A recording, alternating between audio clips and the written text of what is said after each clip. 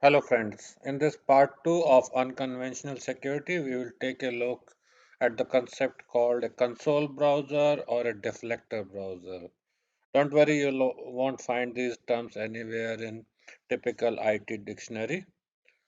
So what you're looking at is a console, and consoles, I mean consoles to your routers, consoles to your IoT devices, consoles to your fiber appliance, and in an enterprise scenario there can be plenty of consoles, for example monitoring consoles, for example solar winds itself, and any other kind of appliance which has a management interface. It provides a console, which is generally accessed through a browser. So this console is telling me everything is great, but is it really great? Let's take a look at what I mean by that. A console browser or deflector browser is a browser which is used to access all your consoles but and nothing else. As you know, every web page has embedded resources, for example, CSS, JavaScript, and images. A supply chain injection or a nefarious provider, for example, a rogue provider itself from China or somewhere, some other country like that, they can inject tracking or malicious content into your firmware, which is basically what delivers your console. Though the appliance may be secure, but the head, in technical IT technical terms, a web page is called a head for a web application. The web page delivering the console can connect to anywhere it wants and reveal what it wants if it has bad code injected into it or intentionally put into it.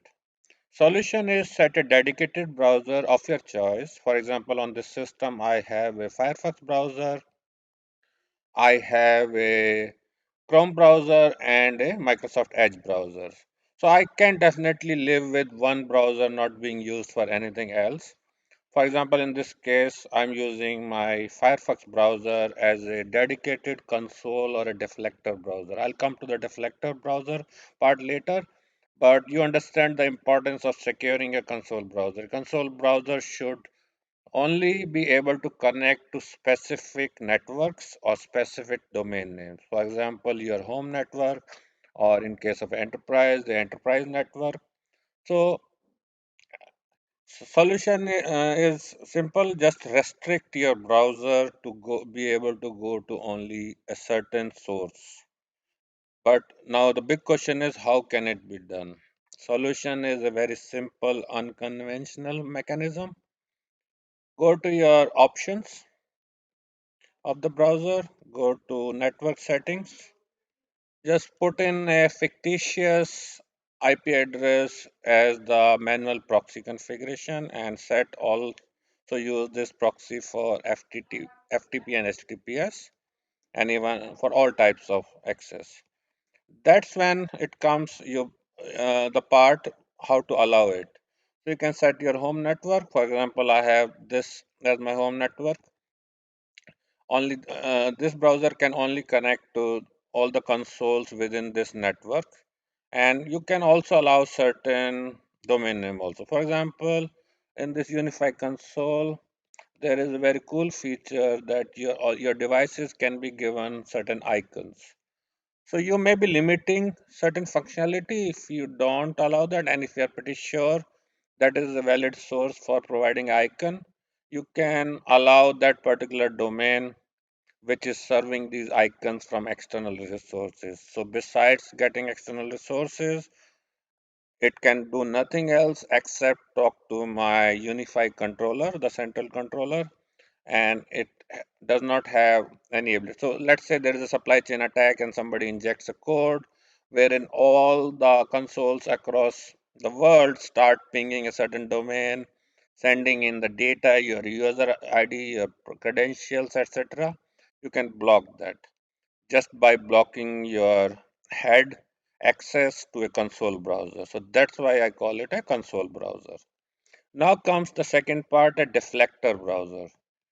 So you can also make this your default browser. A lot of times you must have seen while installing or uninstalling certain software, a web page is automatically launched. And obviously the other scenario is you get exactly authentic looking email and you accidentally click on the link before being able to inspect the link. If you click on that link, you will be led to the default browser, which is your console browser, and you will be immediately able to see the URL.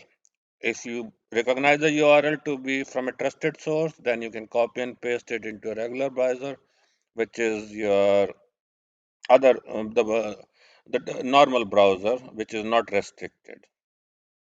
So this is a solution to handle a lot of issues which can arise from attacks like not so distant solar winds Orion, wherein the firmware itself was infected and the consoles could have led to delivering critical information to unintended sources.